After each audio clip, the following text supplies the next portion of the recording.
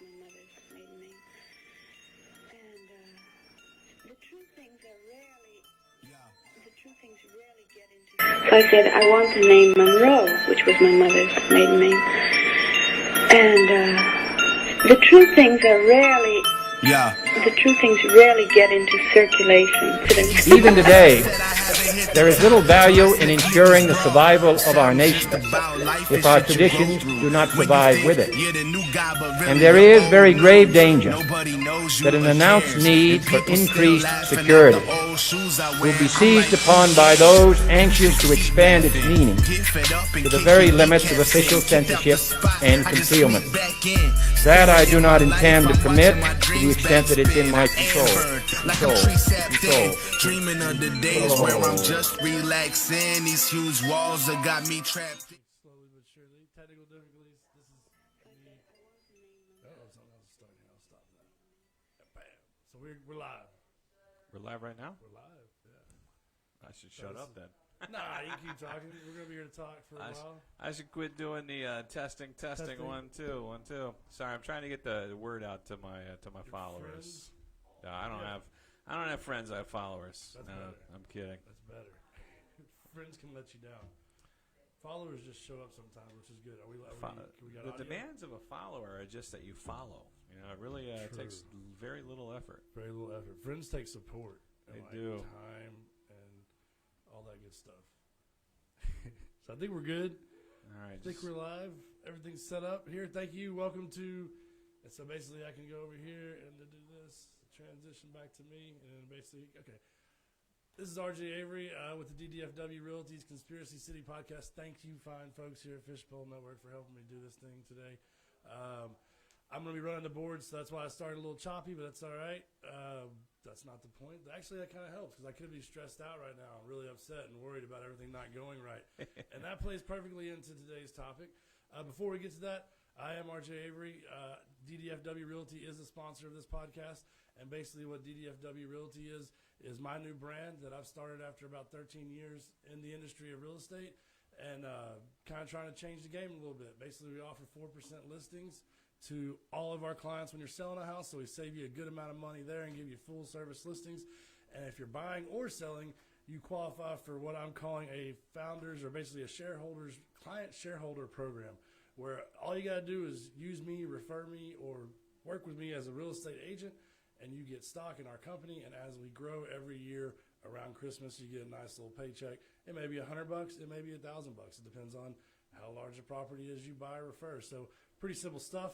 I don't think Mr. Brian King's going to need my help anytime soon, because from what I know of him, he's relatively I don't want to say a vagabond or a gypsy. That's a bad word to say, right? Well, we embrace those terms. No, I use the word vagabond all the time. Yeah. My partner and I, we call ourselves gypsies. A lot of stuff we put out, we hashtag gypsy life. Yeah, I've noticed that. I like those terms. I actually, honestly, those are terms that make it sound a little bit more interesting. I like to use just simple homeless, man. I've been homeless for 5 years, right? And I usually don't. I usually say vagabond or gypsy because. You hear homeless, and it puts an idea in people's heads. You know, for sure. You're not really homeless, man. I mean, you got money and a job and all that. You know, like, well, yeah. But that I don't have a home. Right. You know, I mean, literally, the thing that defines the homeless is lacking a home. One place. We have a car. So but I do like real estate, though. I might have to get a piece of your action. I've been serviced all these. I don't know. Maybe it's your fault. Maybe it's because I'm on this show. But on Facebook, I keep getting these ads for ranch land in Texas that they're carving up. Yeah. You know, like I actually they're places I've never even heard of. You know, small towns. Yeah. Texas, so I'm looking up and I googled where these places are, and there's one like an hour away from Waco. You know, because that's where you want to live when you're when you're a young comedian. You want to be an hour west of Waco. You know? Yeah, a small town, old Baptist town. And so but it's just interesting. I'm getting served all these real estate ads on Facebook. It used to be I would get served ads for whatever nonsense, and then now it's like buy up Texas. You know. We got this property we're carving up, $90,000, $90,000. I could apparently buy several acres of land west of Waco, or only minutes from Fort Worth. Yeah. Well, no, you can get cheaper, not even. Yeah, I know. It's I don't know why Texas is for sale. To be honest, it's been here a long time. It's not like a new place. No. Well, interesting note. Kind of an interesting note on Texas is that it's one of the largest states, obviously next to Alaska, but it's a lot of privately owned land. That's kind of the difference between some of the other states. We have, it's all, and that's what ultimately they do. They wait and they wait and they wait. Yeah, I like how you said one of the largest states next to Alaska. Yeah. We are the largest state next to Alaska. Well, you never know. These days, everything's up for the debate on the That's internet. true. So that's true. Somebody may have a qualm with saying we're the largest state next to Alaska. But yeah, I think Texas is a big state, and it celebrates its bigness. Yes. There is for those of you who have never driven across the country, and we'll of course talk about whatever we want to talk about, but after a minute. But since we're talking about it right now, this is cool, and I don't know if you recognize this, but I think this is kind of cool. This is Texas showing off. Okay. Okay. When you enter Texas from the east, and say you're driving I-10, you're coming through like Beaumont and Vidor and all those places, and you see a sign that says like Beaumont 20 miles, El Paso 850 miles. You know what I mean? Yeah. Like as you drive in, here's how big it is. Yeah, like why is El Paso on that sign? You have to pass through Houston. You have to pass through San Antonio. You have to, all of them. You know what I mean? Like there's all these big cities. Like interstate highways are not in the habit of listing like the furthest possible destination on the sign. You know what I'm saying? Yeah. That's Texas bragging. That's really what that is. Yeah. You know? Oh, yeah, I wouldn't doubt it. Yeah. Any other state, it's not like you enter California, in San Diego, and it's like, San Francisco, or even further, no, it's like the next big city is Los Angeles. The next big city after that is such and such, Yeah. But no, not here. Not here. You enter in the east, and it's like El Paso's really far, man. You're gonna be seeing, you're gonna be seeing cowboy hats and Mexican food for a while. You're gonna be here a few days. At least one. I think it's just funny. That's like it's the only state that brags on its highway signs, and that is really a brag. There's no reason for that sign. Have you seen that sign? You know what I'm talking about? I'm familiar. Oh yeah. Well, growing up here, I'm familiar with just seeing that's not an abnormal thing, having a town is 200-300 miles down the road. Yeah, but this one, it's like signs. The furthest possible town. I can't recall if there's a sign coming from the west that tells you about, like you enter in El Paso and it's like Beaumont, Texas is, because why would you care? You know what I mean? You're entering El Paso. Why do you care how far away Beaumont is? You know what I mean? Yeah, that's probably one braggadocious bureaucrat. You know what I mean? Yeah, big state. Big state. Well, welcome to our state, obviously. Thank you. And kind of one of the reasons I was most interested, we kind of happened to be on the same podcast. With shout out to George Redd. He's done a lot. We'll talk about him probably a little towards the end. That's right. For the comedy scene here in town. But your book and kind of your path, I found it very interesting because when I was in college, I was introduced to neuroscience as it applied to addiction studies at North Texas, and that was back in 2004 or 5.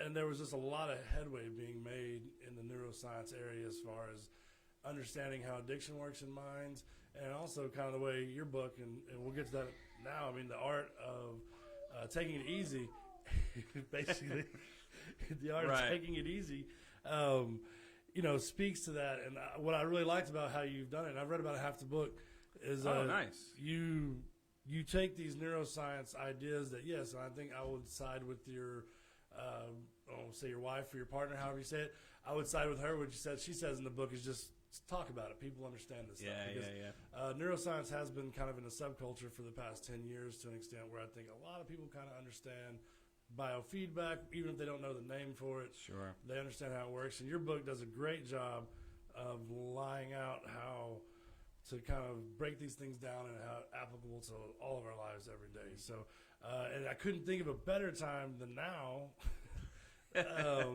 When you have time to read this book and kind of understand being stressed out and, why you're being stressed out. Yep. And actually, for people like all the way from like severe PTSD issues, that, really need probably a mental professional in their life. Right. All the way to just people who, kind of have some weird tics or Right. some odd intricacies about themselves. I think this book could really be a big thing for us. So, having said that, tell me a little bit more. Yeah, well, no, it's like, I don't hey, think I have to cue you. I you think summarized my whole life. It's good. I summarized my book, my life. It's excellent. I do think this is a great time for my people to learn the lessons from my book. However, it's a terrible time for people to be interested in learning the lessons from my book. Right. The problem is like, people aren't spending a lot of extra money in buying books. For sure. So there's that. In the beginning of the pandemic, I had just started a book tour and I was getting lots of attention, and then this happened, and then my publishers and I had a PR person and emphasis on had. Right. I mean, it's a tough time. Everybody's kind of scaling back at the moment. But I had a PR person, and we were like, okay, how can we sort of spin this? This is the book of the moment. This is something that people can really help people to get through this. And so we tried that. We were pitching me all over and say, hey, Dr. Brian's going to tell people how to not stress. And nobody's really interested in that, unfortunately.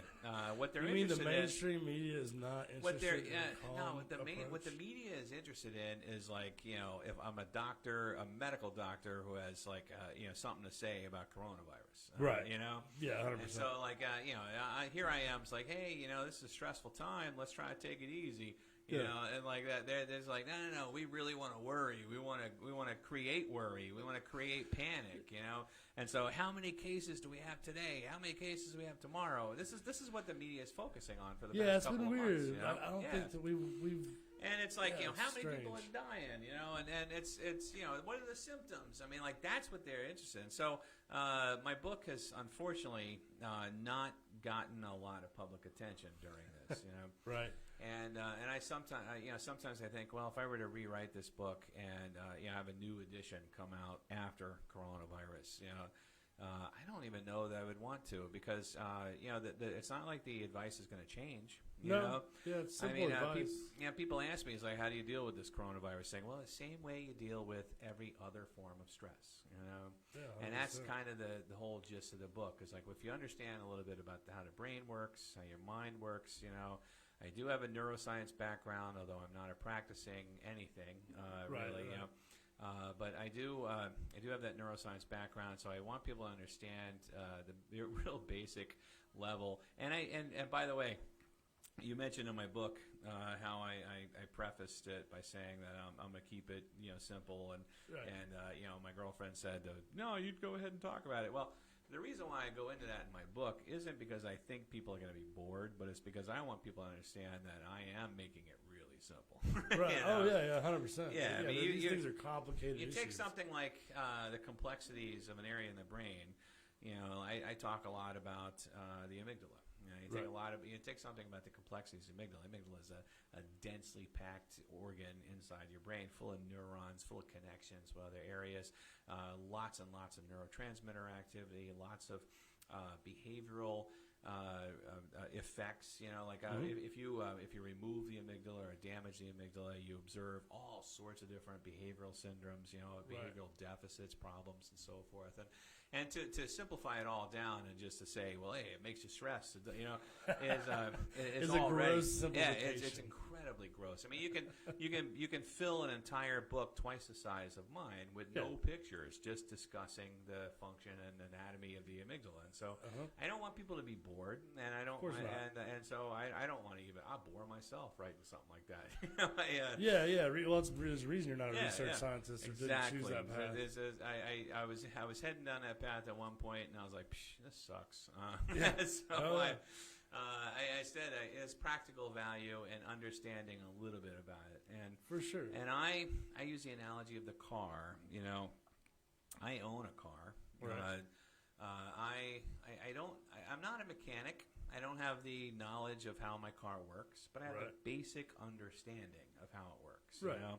I know that when I press the gas pedal, it moves forward. When I press the brake, it brings to a stop. And I have somewhat of an idea that when I'm pressing those pedals, something in the car is injecting gas into my engine, or is creating friction on my wheels to slow them down. Right. I have that basic level of cursory understanding. knowledge of how it works. Yeah. And that's enough.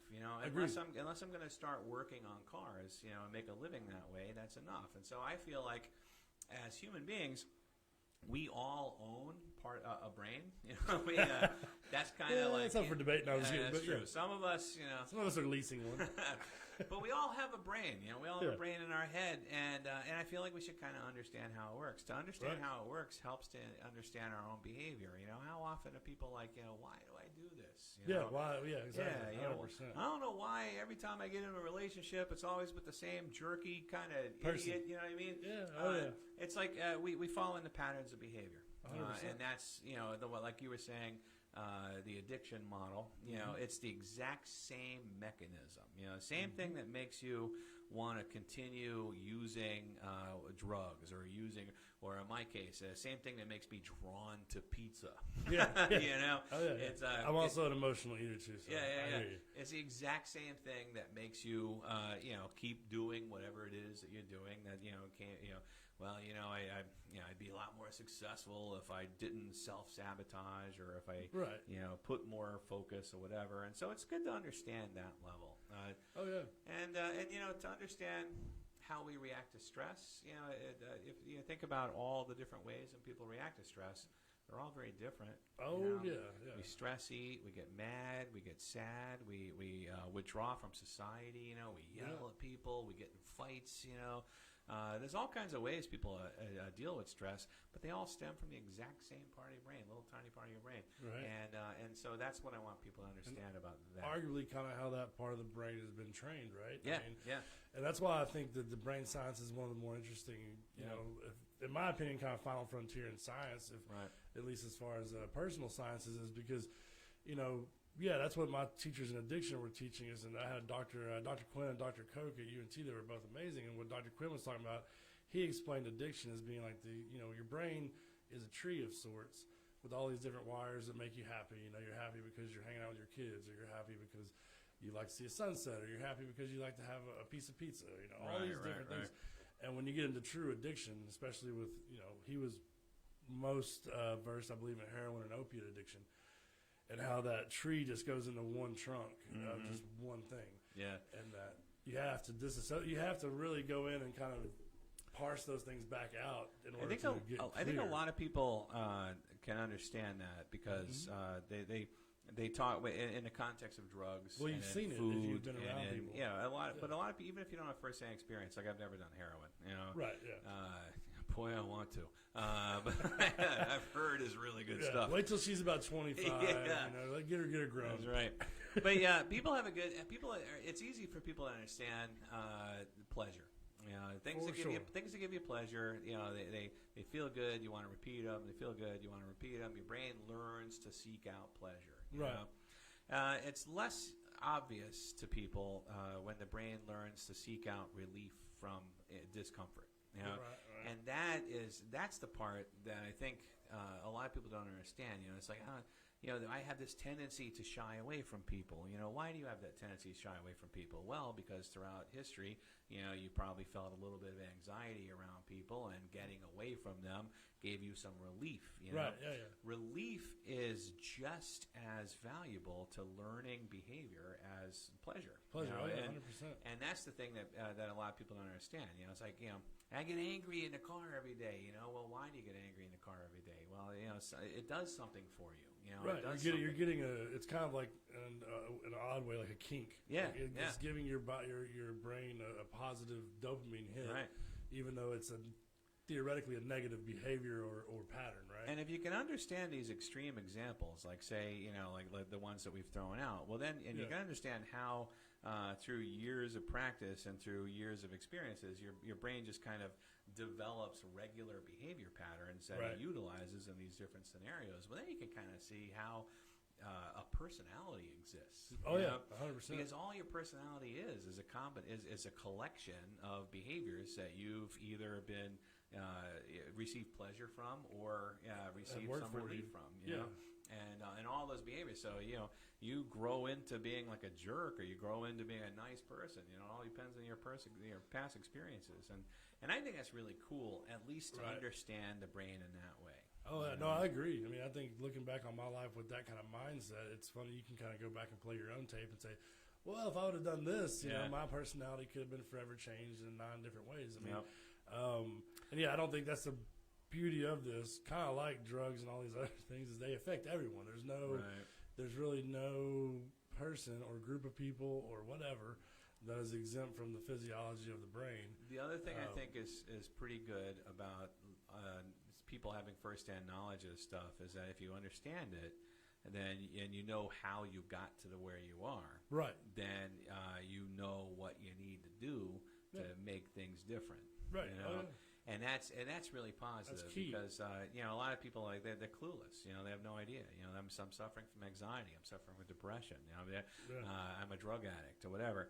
How do and then how do you change that situation? Yeah, well, you back it's out not of going to that. be easy. It's not going to be quick.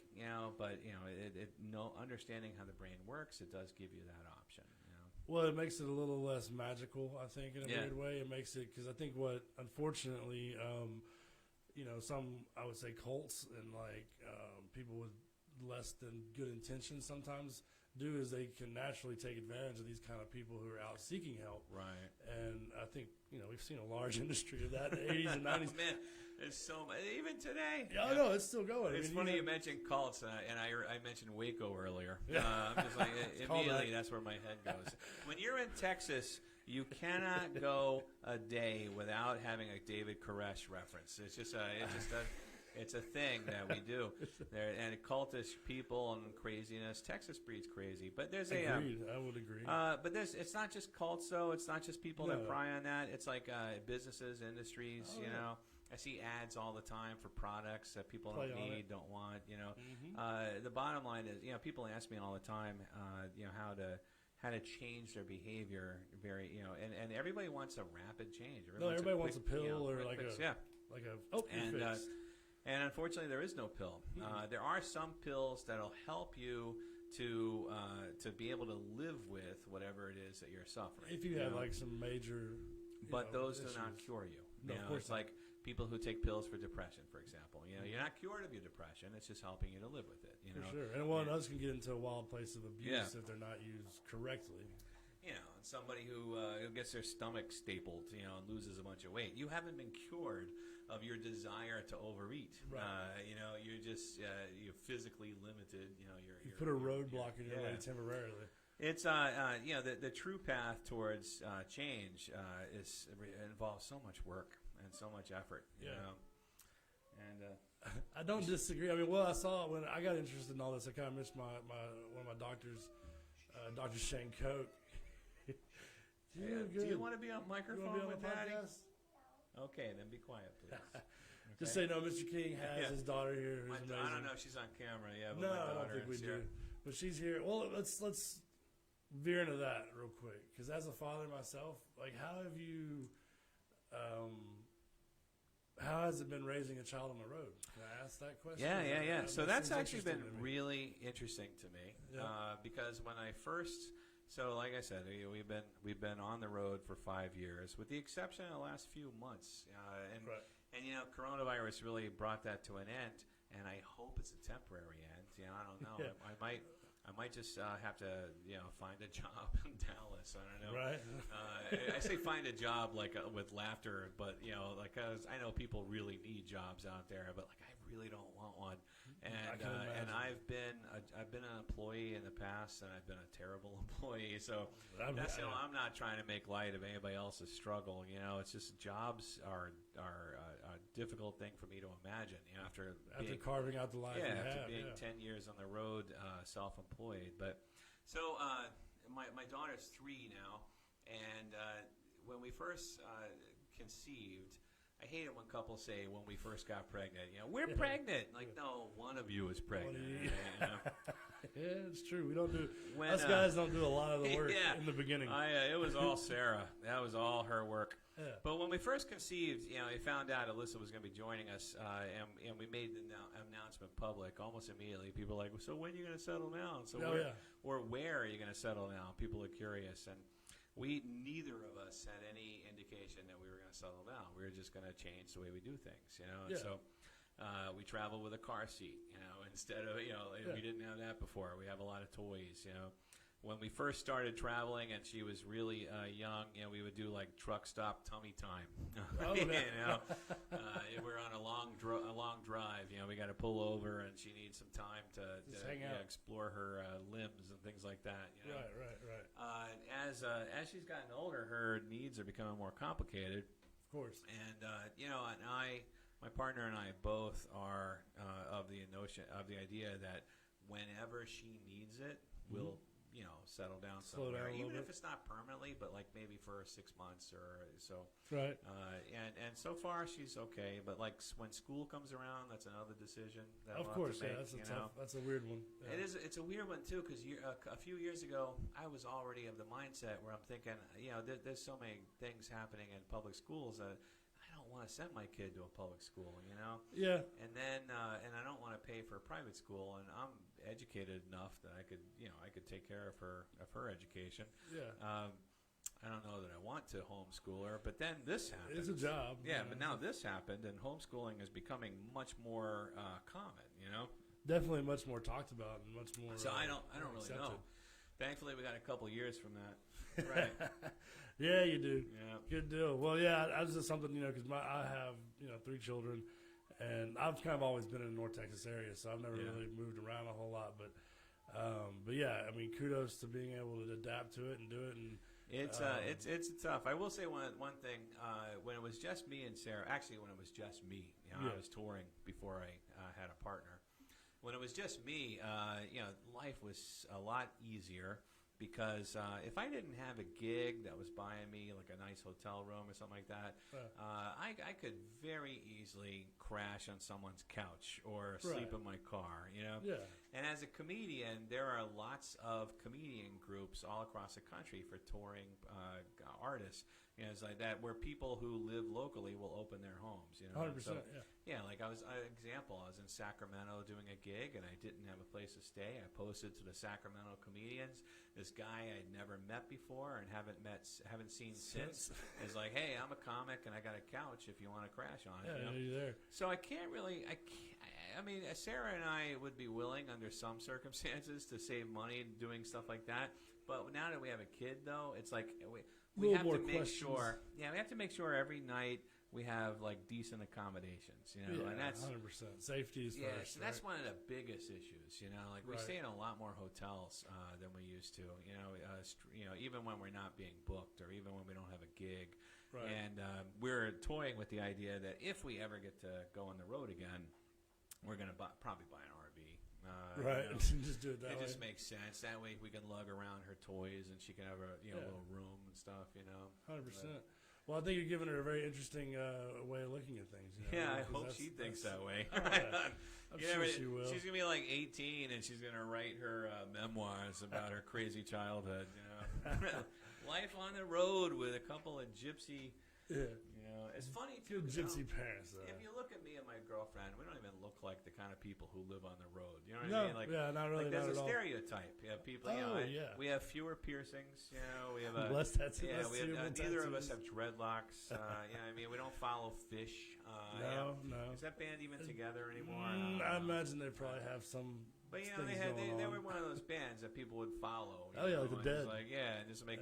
Well, how are you gonna support yourself on the road? I don't know. I'm gonna make bracelets and T-shirts. And sell it to people who come to these concerts. Yeah. So we don't fit that mold, but we really do live on the road. We have a YouTube channel where we post our videos from the road. They're a little different than your typical van life. Person, 100%. Well, that's a good way to circle back to.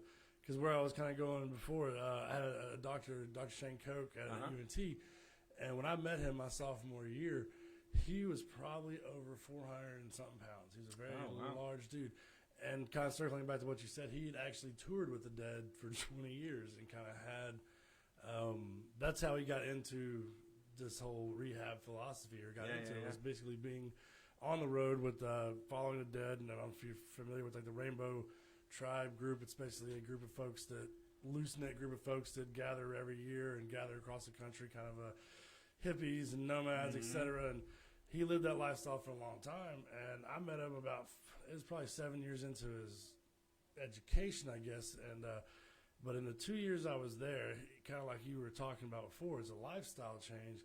He decided, with all this knowledge they had gained through biofeedback and whatnot, to really start working on it. Mm-hmm.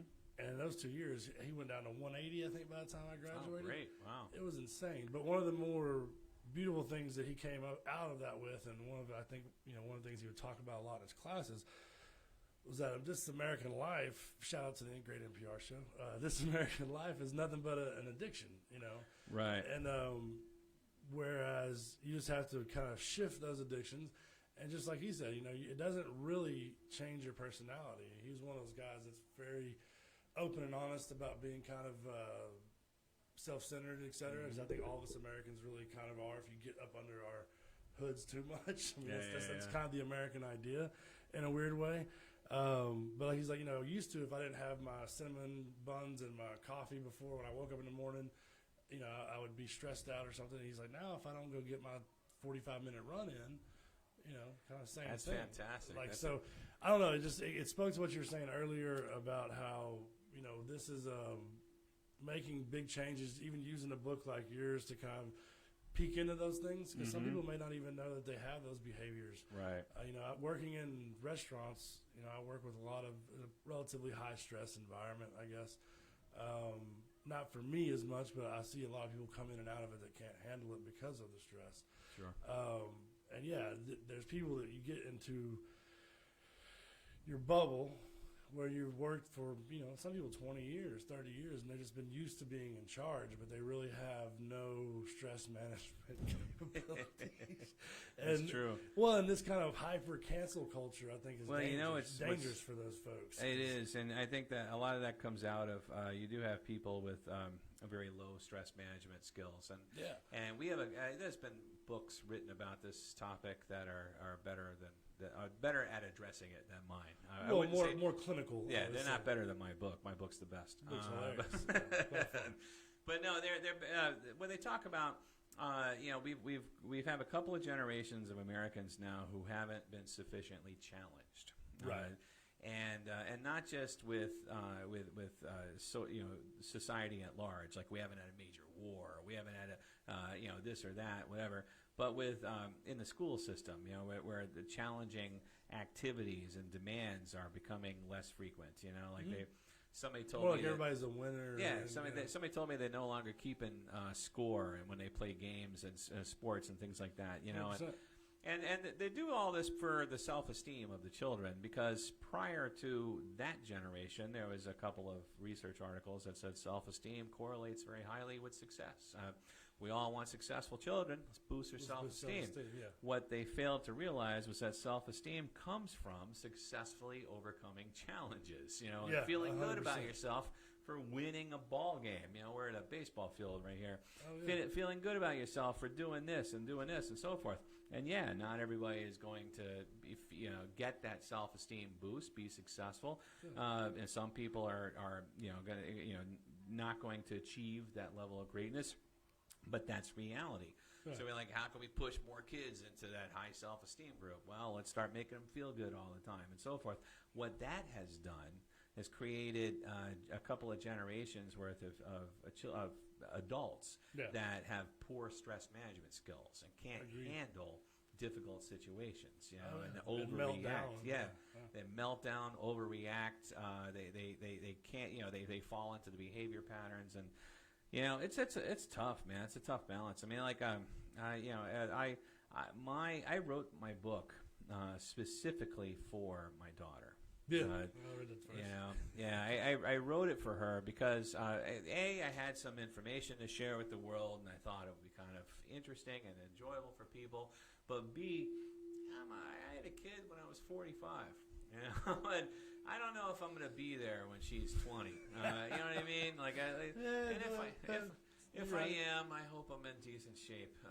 But I don't want to be there when I might not be there when she's 20, and so I wanted her to have something that she can read that would, from me, to help her understand that, you have to face life's challenges. You have 100%. to overcome things. You have to develop that. You got to be afraid of not taking a bump on the head. I mean, exactly. I mean, I grew up in a very hazy culture, I guess, and I mean, East Texas in the 80s and 90s, and I think a great movie was Nerds. And it's very stereotypical.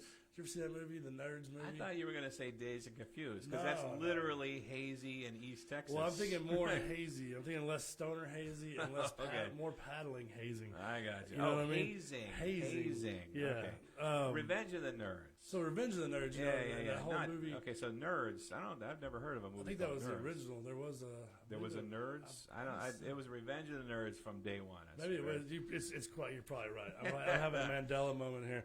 But regardless, that whole concept, that movie, was very interesting. And growing up in a culture like that, and I saw that very much so being in a football band culture, small town culture where you chose one side to an extent. There's very few people in the middle, and there was an amazing amount of benefits that come out of being kicked down and being told, and the weird things is like you learn if you're really good at it. I think like stand-up comedy is a lot this way that, you either got it or you don't once you get up on stage, and it takes really getting honest feedback. And this whole cushion world we've built for just my generation and probably your generation and some of our kids. It's great that you brought up Revenge of the Nerds, because I never really thought of it that way as like an empowering movie, but it really kind of is. Yeah. It really is, because you have these guys who just have like weird social tics, and like bizarre, behavior. They don't quite fit in and so forth, and they developed those behaviors probably because they were never challenged. They were smart and they were left alone. They say, okay, he's weird, but look at him over there programming those computers. And so you got, you get to the point where you're in college and you're on a level playing field, and there's like the jocks. And granted, Revenge of Nerds isn't college accurate. You know what I mean? No, not for now. But they do have like this rivalry, this situation that they are forced to either like step up to the plate and overcome. And I think that's actually interesting that you would cite Revenge of the Nerds in that way, because now I'm going to write another book. I think that's actually, you could really argue, make a case. And so what we've done. And here's the thing, like, that's bullies, right? Those are bullies. The jocks were bullies, and they were picking on the nerds, What we've done is just this, we've created this culture where we don't want to have any bullies. And there have been some horrible things that have happened as a result of, say, bullying that's gone too far. Agreed. Or different 100%. types of bullying. Mob behavior, all kinds of stuff. But, it's just terrible, And so I think in reaction to that, again, we have people with bad, tendency to overreaction, a couple generations. In reaction to that, there's this anti-bullying kick, and we're trying really hard to create a warm and safe environment for every single person and so forth. I was bullied when I was a kid, and one of the things that bullying, I credit my bullies as giving me a little bit of thicker skin, 100%. And also I developed. I never developed. I wasn't physically bullied a lot. I mean, I a little bit, but I developed my wit. I developed my verbal abilities. I could make a bully cry. By just talking to him. You know what I mean? Yeah. That was those were all. That's kind of power. Yeah, and those were things that I learned and developed as a result of experiences. Just talking about homeschooling my daughter, and you just made me think, like, who's going to be her bully? I'm going to have to start picking on her as well. Well, I'll be honest. Like, when it comes to that, I try to beat my kids every time I can in video games. There you go. You don't let up. You play them and don't let them win.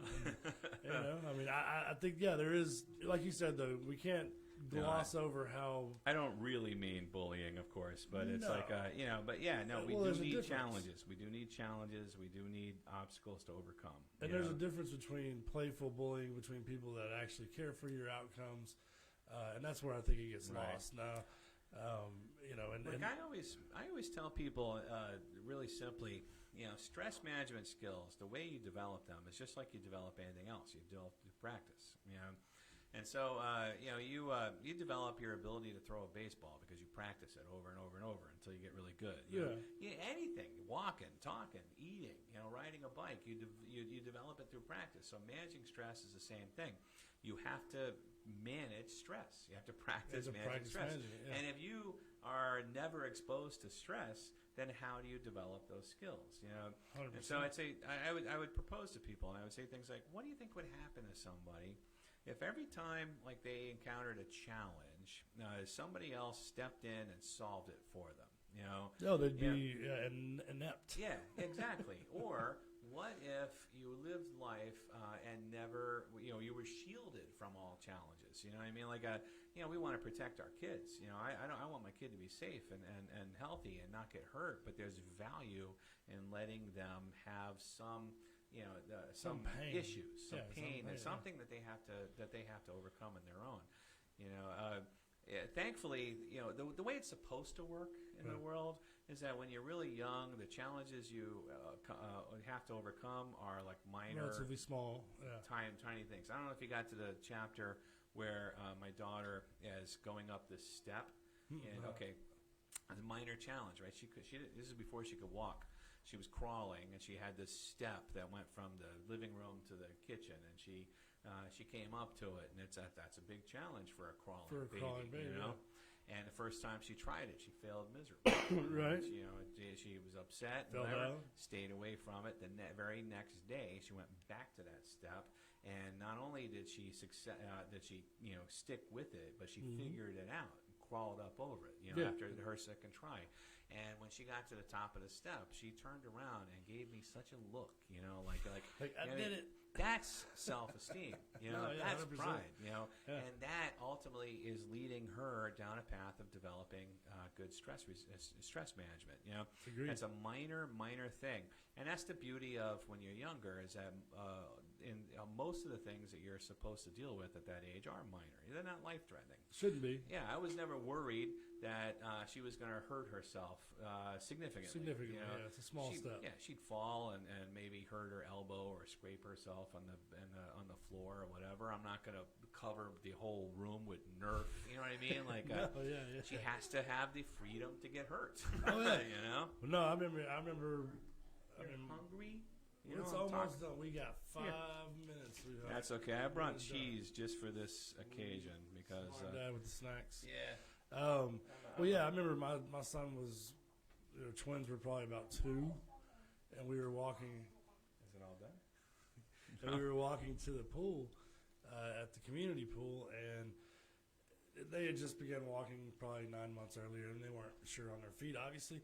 And he falls and hits his face so hard on the concrete, and like me and my wife, his mom didn't react, you know. Yeah. Like, it just kind of stopped, and like she didn't say anything. She didn't see it, because if she would have seen it, she would have probably freaked out. Yeah. I saw it. I didn't respond, and he just shrugged it off, because I think that it's this weird thing that as parents, the more we there's a fine balance between coddling and parenting, because you gotta let them fall. You gotta do that. That's one of the things that I can credit my parents did, almost to the point of like trolly, where it's like, are y'all serious?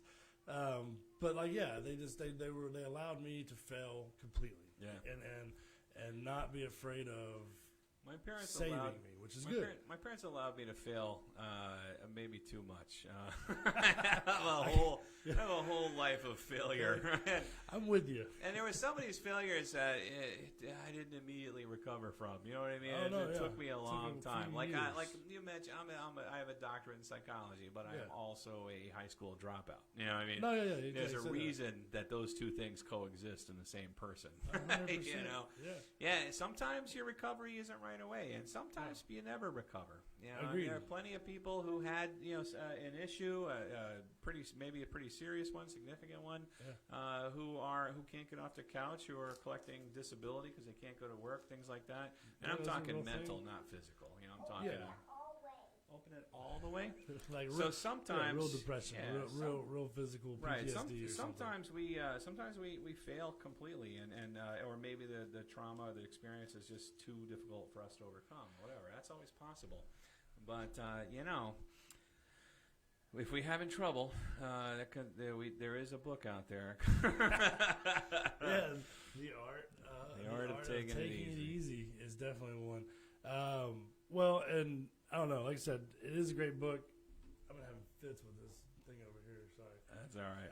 It is a great book to read. It's a really good book for right now, as far as just kind of some real basic skills to look at how you behave, and because even if you feel like you do the best, I think this book could really help you fine tune being the best. If you think you're just an amazing manager or an amazing comic or amazing whatever, there's just so many really small nuanced things in this book that, even though, one of the cooler things was you have your skimming points. Yeah. The skimming points, if I was as good as I wanted to be, I would have had, a little PDF with the skimming points, because you can almost hit those and just really kind of get a gist of what you're going for. I don't read a whole lot. And I write for people that don't read.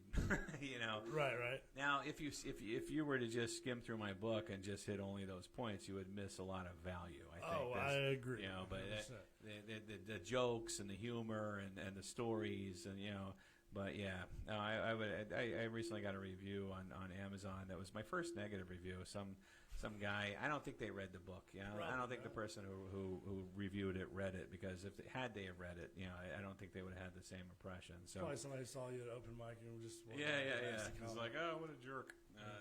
But no, the skimming thing I actually included too as sort of as a joke. I felt that was but then I think it resonates with people. It helps, like it kind of just summarizes what you just read, in a couple of bullet points, without hitting you over the head with it. Well, it's easy callback to a bigger concept if you read the book or if you're reading the actual text along with it.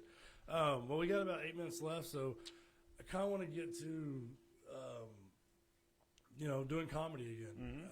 Tonight, I think, are you going to be back in the same place? Yeah. So tonight, hopefully, we're gonna do a little show here. And, there's a show at the Colony. It's called LLL at Lakeview, Lakeview at Pepper Smash. Yeah, the venue is Pepper Smash. The venue is called Pepper Smash. Pepper Smash. It's Lakeview by Pepper Smash. Apparently, there's more than one Pepper Smash. And so I'm not a Dallas person, but I'm slowly becoming one. I'm starting to learn my way around things. It's a relatively large it's huge. place. It's ridiculous. When you enter Dallas from the east, there's a sign that says it's a 300 miles. 300 miles till the edge of Fort Worth. 6,850 6850 taco stands between here and the Fort Worth. And today is Taco Tuesday. It is. Gotta go. But yeah, so there's going to be tonight at the Pepper Smash in the Colony. I guarantee if you Google that, you'll find it. I showed up last week. I'm going to try to make it this week. This is one of the only comedy shows, legal comedy shows. I would say there are plenty of illegal shows going on. It's the only legal live comedy. Or a live? That's even a weirder way to say it, because you can do live online. That's right, in person. Yeah, in person live comedy. And I would say it's as safe as you could hope to be in these times. We all wear hazmat suits. 100%. Head to toe. Everybody's got their own personal shield. Face shields are a must. But it is an outside venue. It's an outdoor venue, and we're all breathing. Into our own little balloons. So if you're a risk taker like most open mic comedians are, and not to put you in that thing, because typically that's the thing right now is these have been mostly open mics that have been open. The showcases haven't. The cool thing about this show is you got guys like Brian who are going to be there. There's going to be some great. There's going to be some great other Dallas comedians that are definitely not your average open mic comedian, that are real comedians that are going to be up there getting on stage. Yeah, the crazy thing about right now is that you've got all these talented performers that have nothing to do. Who knows what we'll see there. Well, I'm going to cut it a little bit short here. We got 4 or 5 minutes, but since Alyssa's hungry, I keep getting weird audio feedback.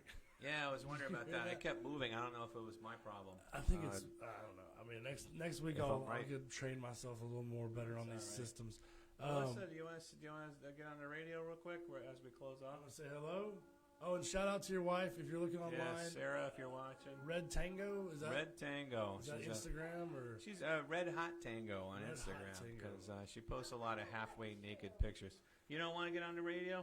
All right, that's fine. Well, being halfway naked is a good way to live in a less stressful life. She's doing really well in Dallas. Actually, she's a model, and there's all kinds of Dallas photographers that have been working with her. She's even gone down to Austin for a shoot, and we were in Oklahoma City this past weekend for a couple photo shoots. I go with her. I'm like the photo shoot chaperone. You know. I would say that if my daughter or someone was involved in photo shoots, I would want to chaperone along with. Well, it's not that I don't trust anything. I'm not one of those kind of guys. I'm supporting her. You know what I mean? Like I drive her to the gig. You know, I help her out. You know, carry her gear and stuff like that. You know, but, yeah.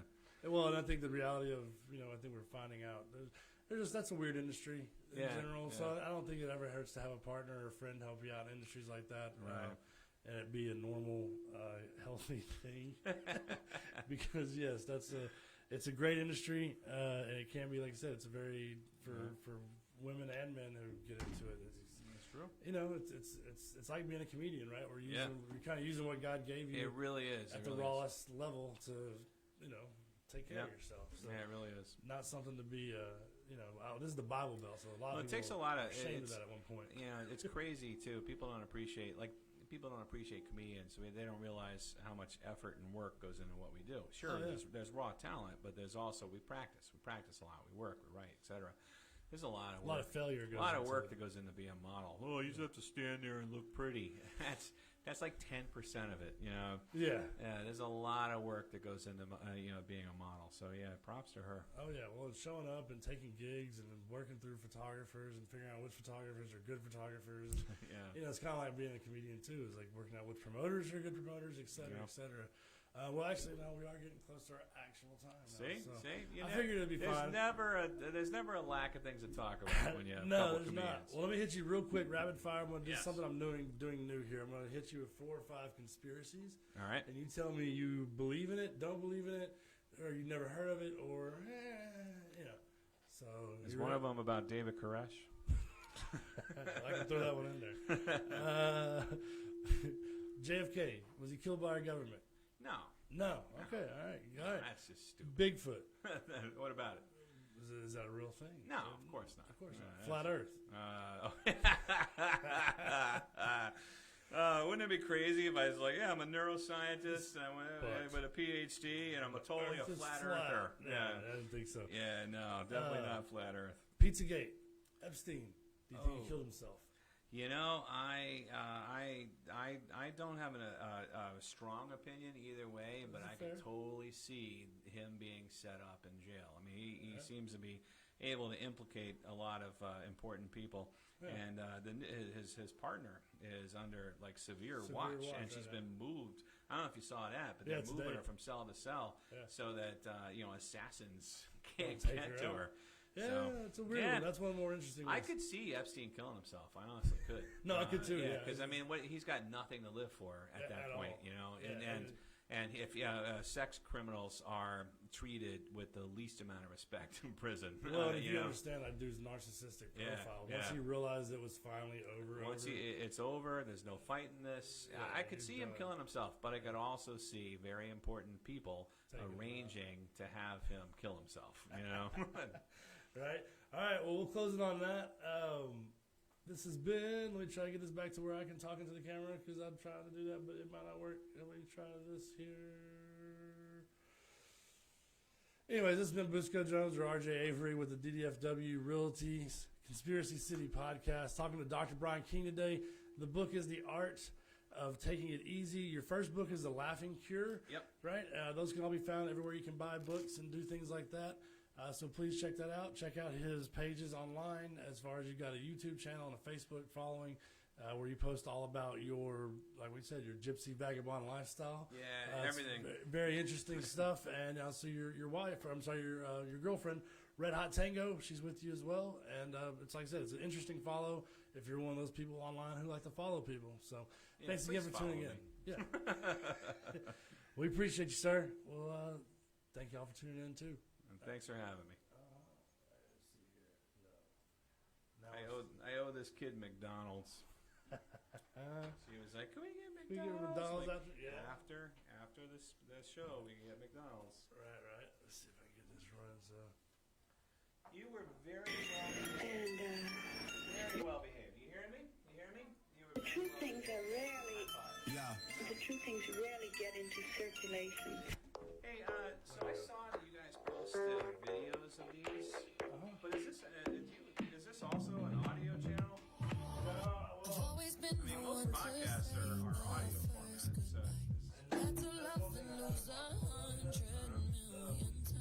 like, do they post it on their website or something? what I understand, they have like some sort of open wide streaming things they do. You say my name like I have never heard before. I'm indecisive, but this time I know for sure. I hope I'm not the only one that feels it all. Are you falling? Yeah. You know you can get whatever you want from me. Whatever you want it, baby. The audio. Doing my reflection, I'm afraid of all the things it could do to me. If I would've known it, baby, I would've stayed. Podcast. Cause I was doing better But that's just it. Like, he'll do the audio, and that's what people subscribe to. was the end of But it. then there's the posting video clips. They're really. Well, that's what I was looking at.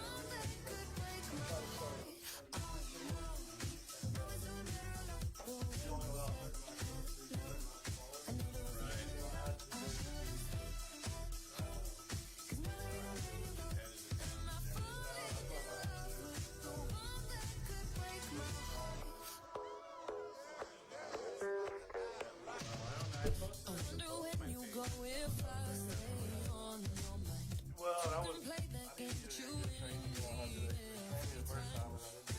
before you was away. But even if they don't watch it live, they can watch the YouTube. no, that's what I typically try to do. Share it a couple times after the show. And like I said, probably this week, we'll go ahead and figure out the RSS feed. I know as far as syndicating a podcast, $70, $80 a year. You can do that, that way it's downloadable on all those things. So, you ready?